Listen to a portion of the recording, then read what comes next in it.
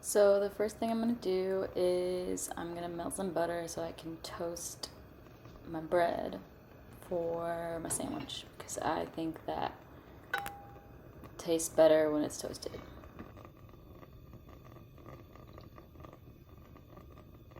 Can give it a nice little swirl in there.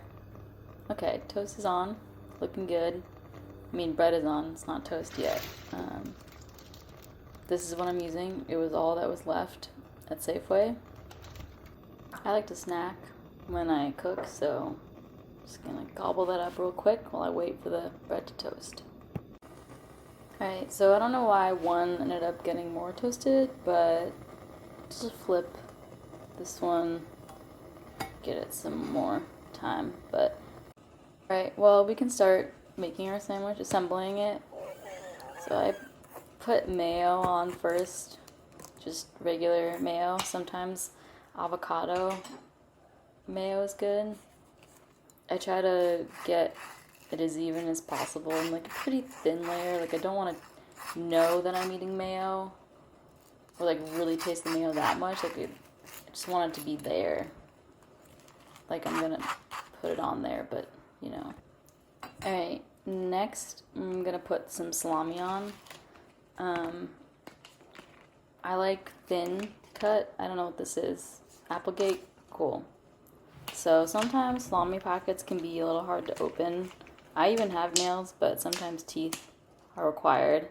Just make sure that no one else is using that packet, or just don't tell them that you opened it with your teeth. And I forgot, but actually I'm going to put cheese down. Here's some Swiss, just a slice. Sometimes salami is like way more expensive than you think it would be, so I usually just do one layer just because I'm trying to ration it. So here I'm just putting 6 pieces. I feel like that should be good. And I left my toast on a little too long, but it's chilling. We can be a bit more relaxed with how much turkey we put on. It's usually not as expensive. Here's the salami. I just kind of put it on as I go. Sometimes I fold it, sometimes I just leave it unfolded, and it just depends on your mood. Guess I was feeling in the not folded mood. So yeah, you just kind of layer it however you want. Sometimes you can just eat the extra slice, you know. Again, not as expensive as salami, so I think we're good there.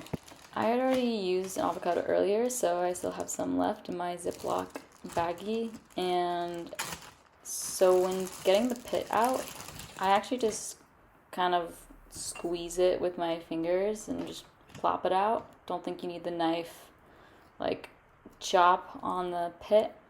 And I don't cut slices, I kind of just scoop it out with a knife. Sometimes you get little bits in there, but you can just kind of, you know, yeet them into the sink. And I kind of just like slather it on there. I think it's easier to eat because you don't have like the thick chunks that like slide out the sides.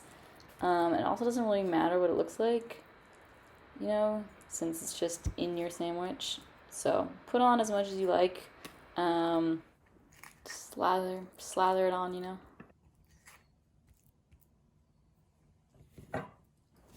Done with our avocado slathering, and we can bring over the last piece, or I guess our only other piece, bread, toast. And I'm gonna put some gray poupon mustard, poupon, whatever. I can't not say gray poupon, so. Alright, so we can use the same knife that we use in the avocado. I just want to rinse it off so I don't get avocado bits in my mustard, although, I don't know, might not be too bad.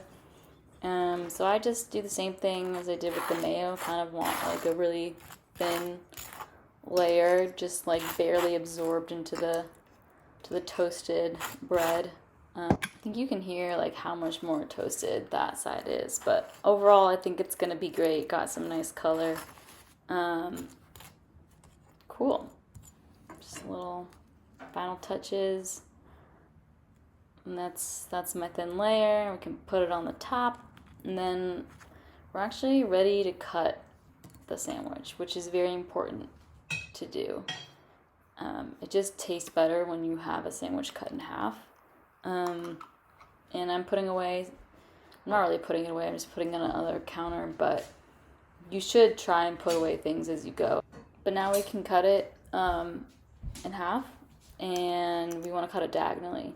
So with the diagonal cut, you get a cross section that's much wider, and also it makes it easier for you to bite the corners of your sandwich, which is pretty important.